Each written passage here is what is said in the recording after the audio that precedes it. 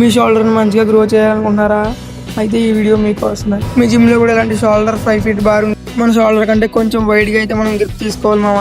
Down చేసేటప్పుడు మనం చిన్న వరకు తీసుకొచ్చి మళ్ళీ అప్ చేయాలి మామ. ఇలా 3x12 రిపిటేషన్ చేస్తే సరిపోద్ది మామ.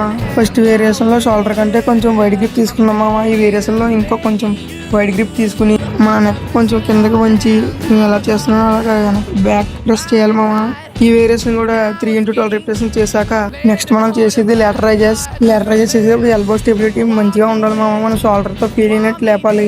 ఈ వేరియేషన్ కూడా 3x12 రిపిటేషన్ చేయాలి మామ. మన next variation cable front raises. ఈ వేరియేషన్ కూడా 3x12 రిపిటేషన్ చేస్తే మన ఫోర్ వేరియేషన్ కంప్లీట్ అయిన లాస్ట్ గా మనం అయితే ఇప్పుడు నెక్ ని ట్రైన్ చేస్తున్నాం. స్మిత్ మిషన్ దగ్గర మన షోల్డర్ కంటే కొంచెం వైడ్ గా గ్రిప్ తీసుకుని మన నెక్ ని పైకి ప్రెస్ చేయాలి మామ.